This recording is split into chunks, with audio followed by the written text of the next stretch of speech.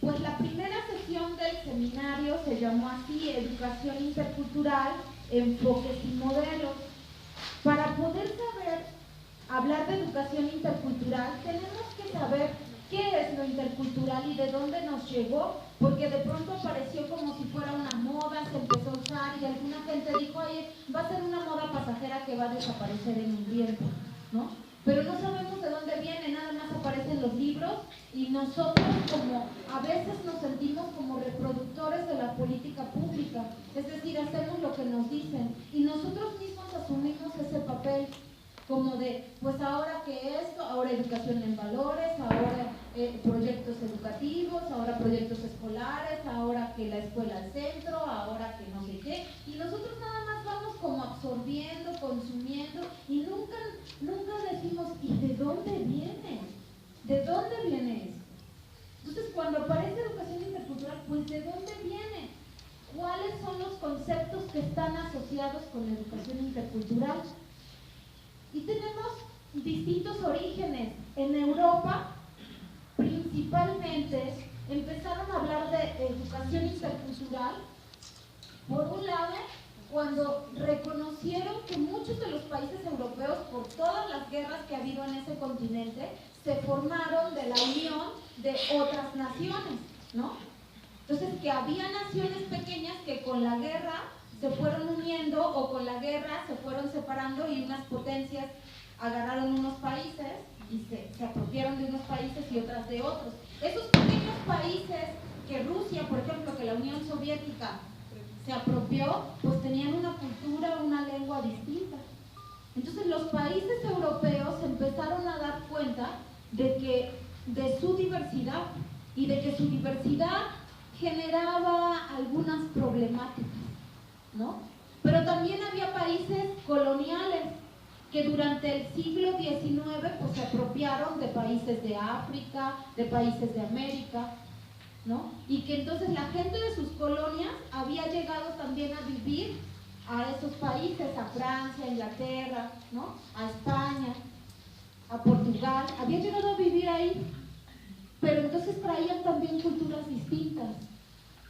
Y la gestión de gobierno, la política, pues tenía que, si se pensaba solamente de una manera homogénea, no daba resultados y generaba conflictos. Pero también con la globalización, digamos, y con la época contemporánea, hubo corrientes migratorias. Y entonces los países también empezaron a ser diversos y a recibir población joven de otros países. Pues ustedes saben, los índices de natalidad en Europa ya tienen décadas a la baja. Y para mantener su economía necesitan muchos obreros. Esos obreros son migrantes, ¿no? De países del sur, africanos, de los países árabes, ¿no? De países asiáticos también, etcétera. Entonces también se dieron cuenta que en las escuelas pues llegaban niños chinos, de países árabes, africanos, latinoamericanos, etcétera, y que tenían que generar modelos para aprenderlos, ¿no? Entonces ahí se empezó a hablar a veces de educación multicultural en un ámbito más anglosajón, y en España de educación intercultural. Y se refería a eso, a cómo atendemos a estas nuevas poblaciones. Y empezó mucho, pues, por un lado, a veces en la escuela, algunos países implementaron como modelos en la escuela, y algunos países los implementaron como políticas de acción afirmativa, es decir, en las universidades abrían un cupo para mujeres o para las minorías, ¿no? Que estas se llaman políticas de acción afirmativa, como hacen aquí los partidos, mal hecho pero lo hacen, ¿no? Que dicen 50% de mujeres, pues son cuotas, y algunos países hicieron ese tipo de políticas, y otros países lo que hicieron es en las escuelas implementar algunos tipos también de políticas o de programas. Algunos programas eran como de, a ver, llegan los niños que no saben hablar español, pues los metemos a unas aulas para que aprendan, y ya después que tomen clases con nosotros, ¿no? O los niños que no saben hablar español, en España, por ejemplo, los niños árabes, los niños chinos, ¿no?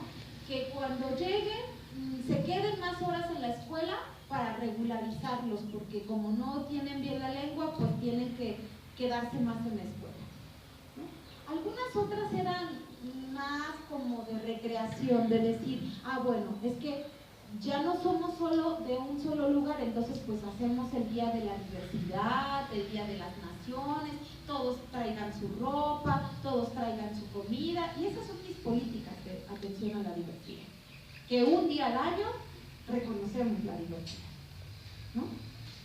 Entonces, pues hubo muchos intentos de cómo tratamos la diversidad, cómo la gestionamos, ¿no? Bien, entonces hay experiencias en Europa de ese tipo, y en América Latina, en Estados Unidos, pues ustedes saben, las minorías, los afroamericanos, ¿no? Y todos los grupos minoritarios que hay en Estados Unidos también. También, otra cosa, también a lo mejor hacer escuelas para, por ejemplo, las poblaciones nativas en Estados Unidos, también eso se hizo, ¿no? O en Canadá, las escuelas, ¿cómo se llaman? Reservaciones, ¿no lo sabes? Creo que reservaciones. Unas escuelas en Canadá igual, donde también, pues, ¿qué hacemos con los niños indígenas de Canadá? Pues los llevaron a unas escuelas porque dijeron, estos niños no van a poder ser ciudadanos canadienses, tenemos que educarlos. Entonces hicieron una política, fíjense bien, tuvimos una mesa con Canadá y yo me quedé sorprendida y dije, qué barbaridad, nosotros nos quejamos. Pero ahí lo que hicieron es, para poder que estos niños nativos de Canadá, indígenas de Canadá, salgan adelante, tenemos que separarlos de sus padres. Entonces hicieron una política de que a los 5 años los separaron de sus padres y se los llevaron a unas escuelas lejos, muy lejos de sus comunidades, ¿no? Y además, el padre que no aceptara eso iba a la cárcel, estaba penado. Por lo tanto, a fuerza tenían que hacerlo. Y los padres que no querían, lo metían a la cárcel, pero se llevaban a los niños, ¿sí? Entonces, pues, estas escuelas no crean que tienen mucho tiempo que las acabaron. Cuando los niños se los regresaban como adolescentes, los niños ya no sabían la lengua de sus padres. No los reconocían como familia, no sabían vivir en esa familia y se sentían ajenos a las costumbres de sus propios padres. En este momento, muchos de los programas con jóvenes indígenas, donde yo he ido a compartir, pues tienen que ver con sacarlos de las drogas, con muchas cuestiones psiquiátricas y psicológicas, porque son esos jóvenes o hijos de esos papás que vivieron alejados de la familia. Eso ocurrió. Y ahora el gobierno canadiense ha pedido perdón a las poblaciones indígenas por ese tipo de escuelas. Les ha pedido perdón y ahora ya no existen. Y ahora les paga todo el tratamiento para las drogas, para psiquiátricos, para unir a las familias, para todo, ¿no? Y me quedé sorprendida porque pues nuestros jóvenes tendrán problemas en lo que ustedes quieran, pero están con su familia, son jóvenes sanos, ¿no? La mayoría, sí, muchos con problemas. Ahora se están incrementando los problemas por la violencia, por muchas otras cosas. Pero no tenemos que, están estudiando una licenciatura, no están tratando de ponerse sanos. Eso es otra cuestión. Entonces, imagínense este tipo de políticas, lo que puede llegar a causar en una cultura, en un país. Bueno, pues en Latinoamérica también empezaron a usarse estos modelos para atender a las poblaciones indígenas, sobre todo en Latinoamérica a las indígenas. Entonces vemos que educación intercultural se puede usar para atender a minorías nacionales de países que están formados por distintas naciones, también a migrantes y también a poblaciones originales, ¿no? Y esa es la experiencia que hay en el mundo. A eso se le ha llamado educación intercultural. Bien, entonces ahí están como las tradiciones que han hecho más los países anglosajones y europeos un tipo de educación intercultural. Nosotros nos situamos más en este contexto de Latinoamérica. ¿Qué ha pasado con la educación intercultural en Latinoamérica? Bueno, pues que la educación intercultural en Latinoamérica también tiene distintos orígenes. En este país la educación intercultural es una política de Estado, pero en Colombia, por ejemplo, la educación intercultural es una política que surgió de los movimientos indígenas, que decidieron crear su propia escuela, crear su propio currículum y hacer su educación propia. Y una vez que tenían su educación propia, obligaron al Estado, con un movimiento social, a que les reconociera esa educación, y la reconoció. Entonces, tampoco en Latinoamérica nuestras experiencias son iguales. Tenemos distintas experiencias, ¿no? Y otros países lo que han hecho es pedir desde el principio que el Estado les dé educación, pero que se las dé en una educación pertinente, en su lengua, etc. Y también algunos lo han logrado.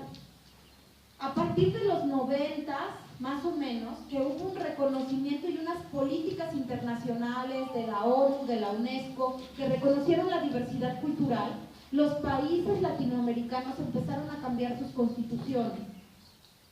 Y las cambiaron para decir que eran un Estado pluricultural. En el siglo XIX, para tranquilizar y para formar estas naciones, estos países, los Estados-nación, después de las revoluciones y las independencias de los países latinoamericanos, se homogenizó y se puso la igualdad como principio.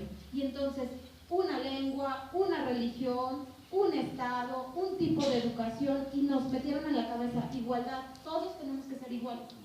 Y de esa forma apaciguaron los países, ¿no? Porque ustedes saben cuánto nos costó salir de esa revolución. Ya salía un general, y luego lo mataban, salía el otro, y luego lo mataban, y otros por allá. Entonces, ¿cómo unían? Pues unieron con el principio de igualdad. Pero empezó a cambiar ya la forma de pensar, ¿no? Y entonces dijeron, no, somos diversos, y entonces las constituciones cambiaron. Por un lado, un parteaguas fue la celebración del 5º centenario del descubrimiento de América, antes Días de la Raza, ¿no? Cuando dijeron, y todos los países latinoamericanos, los gobiernos dijeron, vamos a gastar millones de pesos en las celebraciones, pues las comunidades indígenas empezaron a reaccionar a eso. ¿Cómo? ¿Se van a gastar millones en celebrar una guerra? ¿Un etnocidio? No puede ser. Y empezaron a organizarse, a hacer sus conferencias y a ver una movilización continental, todo, ¿no? Y le tuvieron que quitar ya el Día de la Raza, ¿no? Y le quita, aquí en México se quedó muy neutro del descubrimiento de América, pero en Sudamérica se llama el Día de la Resistencia Indígena. Sí, se llama el Día de la Resistencia Indígena. Entonces, bueno, todo eso, por un lado, las políticas internacionales que reconocen la diversidad, el patrimonio biocultural, y por otro lado, los movimientos políticos indígenas que dicen basta de la colonia mental. Nunca nos hemos independizado porque seguimos aquí con la colonia está en nuestra cabeza, el colonialismo interno. Entonces, todo esto es lo que conformó la educación intercultural en Latinoamérica. Y hay una diversidad de propuestas, pero digamos son los elementos centrales, ¿sí? Miren, estoy lenta en este día porque me parece que es el concepto central, ¿sí? Por eso estoy lenta. Luego voy a ir más rápido, pero me estoy deteniendo porque creo que este es el concepto central del seminario, de los proyectos, de todo. Cuando decimos intercultural, ¿a qué nos estamos refiriendo con ese concepto? ¿Hay una definición? ¿Es una construcción? ¿Es un modelo que hay que repetir otra vez como todas las políticas? ¿Qué es intercultural? Pues intercultural puede ser muchas cosas. Y tenemos que decir nosotros, ¿para qué quiero yo hablar de interculturalidad? Y entonces, de todas las posibles definiciones y nociones que hay de interculturalidad, puedo construir la que necesito para actuar, para mi proyecto, para mi práctica. Incluso para describirme como maestro indígena o de educación intercultural. la tengo que construir yo. A veces decimos que lo intercultural es algo que ya está hecho. Es como cuando decimos, ah, sí, esa es una pareja intercultural porque está casado un nahua con un tepehuano, o una norteamericana con un mexicano. Es una familia intercultural. Entonces, ocupamos como adjetivo, ¿no? Como que calificamos. O, ay, esta ropa es como étnica, pero ya tiene un diseño moderno, es intercultural, ¿no? También decimos a veces aquí. Entonces, a veces lo podemos usar para ese tipo de cosas, pero a veces hablamos de intercultural y nos referimos a algo que no está hecho, que es como una utopía, que es algo que debería ser intercultural, que tiene un valor y que queremos llegar a eso. Entonces, cuando decimos, debería de haber una educación intercultural, debería de haber una sociedad intercultural, nuestras relaciones deberían de ser interculturales, porque pensamos que eso es algo bueno, lo mejor, algo equitativo, algo justo, ¿no? Algo donde no hay violencia, donde uno no está sobre otro. Pensamos que eso debería ser, ¿sí? Pero a veces también decimos que lo intercultural es una metodología, es un procedimiento. Yo tengo que dar clases con una metodología intercultural. ¿Cómo hago eso? ¿Qué significa intercultural? Pues a lo mejor significa lo que decía la maestra. Cuando yo llego a un aula, pues tengo que ver qué sabe la gente, qué lenguas habla, de dónde viene, preguntarle lo que sabe, considerar sus conocimientos, considerar su cultura, ¿no? Por ejemplo, ahora en el examen de admisión de UB, que fue el sábado pasado, era el sábado, y de pronto nos dicen unos chicos, no voy a venir al examen porque yo soy adventista y yo pensé que no iba a ser el sábado el examen. ¿Qué hacemos? Si somos una universidad intercultural. Bueno, pues entonces los adventistas que tengan el examen el domingo.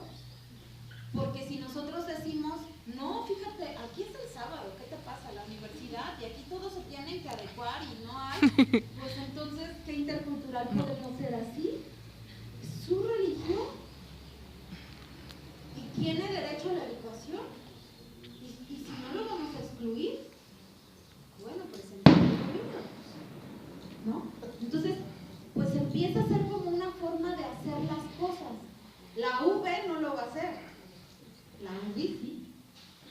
Desgraciadamente no, espero que un día la UB lo haga. Y a eso estamos pensando nosotros, que UBI vaya, incida en UB para que UB se abra a esta diversidad. Porque si no, eso quiere decir que todos los adventistas nunca van a poder ser licenciados o van a tener educación superior en UB, porque el examen siempre es los sábados. Entonces, esa forma de hacer las cosas, de considerar la diversidad, puede ser también una metodología no intercultural. Cuando en un salón de clases hay varias lenguas, pues tengo que ver y darle espacio a todas las lenguas que hay. No puede ser que porque yo la maestra soy una monolingüe, pues se fregaron todos los estudiantes y ya son monolingües. Porque si ellos saben, aunque yo no sepa, lo intercultural tendría que ser que la lengua de ellos tenga espacio, tenga un espacio. Y entonces yo tendré que ver quién me apoya, con quién me ayudo, o los mismos niños, que ellos vayan generando la política lingüística de nuestra aula, que son los hablantes, ¿no? Entonces se vuelve una metodología. ¿Cómo hago las cosas? Yo gestiono una universidad y si quiero aplicar una metodología intercultural, la hago de una manera. Y si no me importa eso, pues la hago de otra. Que es más fácil hacerla de una única manera, pero así se excluye muchísimo. Otra cuestión es que lo intercultural es un proyecto político. Por supuesto que es un proyecto político. Queremos ser reconocidos en este país. Queremos que la educación indígena sea reconocida. educación y que haya materiales, y que los maestros de educación indígena tengan el mismo estatus que los otros, y que las poblaciones indígenas puedan hacer uso de todos sus derechos, colectivos, individuales. Es un proyecto político. Nosotros sí queremos eso, eso es lo que impulsamos. Por eso formamos jóvenes con este enfoque, porque pensamos que los médicos deberían tener este enfoque, que los abogados tendrían que tener este enfoque, que los maestros tienen que trabajar con este enfoque, que los servidores públicos tienen que tener este enfoque, y que eso sería otro país. Y eso es nuestra meta, y estamos en una lucha trabajando. Y esa idea nuestra pelea con otras ideas, luchando. ¿Cómo queremos la escuela?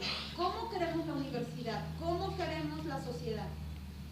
Entonces es un discurso que está en lucha con otros discursos, ¿no? En ese sentido, es un proyecto político que queremos llevar a cabo, y todo lo que hacemos está encaminado a llevarlo a cabo, a que ese discurso y a que esas prácticas tengan el lugar y se vuelvan hegemónicas, ¿no? Y es un proyecto educativo que camina en el sentido del proyecto político. Un proyecto educativo que se tiene que construir. No hay posibilidad de que yo les dé una receta de educación intercultural, porque la educación intercultural, su principal característica es que se hace con quienes estamos aquí. Este seminario de educación intercultural no va a ser el mismo en el Totonacapan que aquí. No podría, aunque todos los que estamos lo planeamos juntos, pero no va a ser. Porque la educación intercultural, quien pone el toque somos los que estamos y donde estamos, y las posibilidades que tenemos y las lenguas.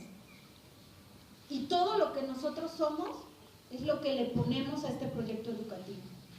No es una receta, no es una metodología que yo diga paso 1, paso 2, paso 3 y ya soy intercultural. Y ojo, tampoco tiene fin, porque cuando más sentimos que ya somos interculturales, todos estamos cambiando y también el contexto está cambiando y se nos presentan nuevas cosas.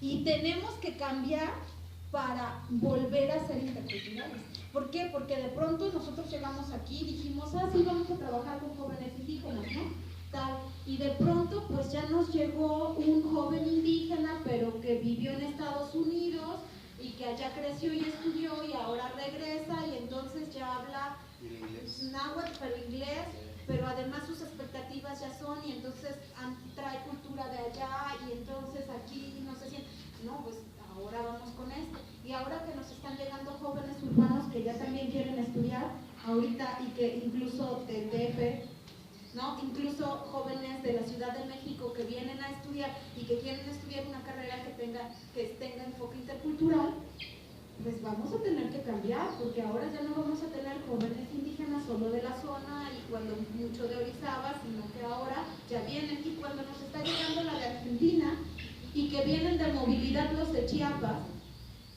pues el enfoque intercultural tiene que ir cambiando, ¿no? Y ahora que los jóvenes tienen mayores posibilidades porque hay derechos de mostrar sus preferencias sexuales, pues también tienen que tener un lugar. Y también tenemos que garantizarles que este es un espacio de diversidad y de respeto. A todos y a todos. Y este es un espacio de respeto a las diferencias y a la diversidad de todo tipo, religiosa, lingüística, sexual, etc. Entonces nunca terminamos, nunca vamos a decir ya, yo ya soy intercultural, o ya mi escuela ya tiene un trabajo intercultural y ya lo logró, porque siempre una nueva generación nos plantea nuevos retos.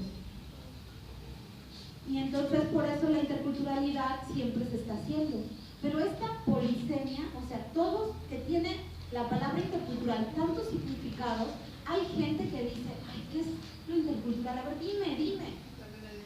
Dame una definición de interculturalidad. A los nuestros les dicen, ¿pero qué haces ahí en la UBI? ¿Qué es eso? Interculturalidad, ¿qué es esa carrera? No vaya. No. Dime qué haces. ¿Cuánto vas a ganar? ¿Dónde vas a trabajar? Así, ¿no? ¿Qué? Dino, ¿no? Pues la interculturalidad es todo esto. Y cada chico aquí también va haciendo su propia ruta. Porque eso es uno, que quiere ciertas cosas y que se interesa por ciertas cosas y tiene que ir haciendo su camino con lo que le interesa. Entonces, eso genera y también entonces genera descalificación. Porque, no, pero es que, ¿qué es? Pues no, tenemos que movernos en esto. Pues cuando les pregunten a ustedes qué es educación intercultural, es más rico porque no se van a recitar una definición. Se pueden referir a todas estas cosas y es una definición súper interesante, construirla.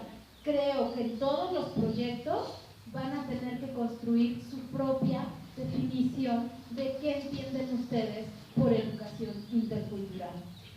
Y ya tienen ahora muchos referentes y a lo mejor yo me voy a referir a la interculturalidad más en el ámbito pedagógico.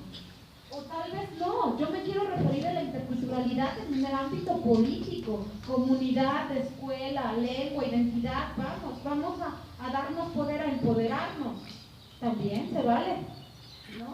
O yo quiero hacer una metodología intercultural y entonces voy a estar muy en la lengua, la cultura, cómo van a estar esos elementos en mi aula.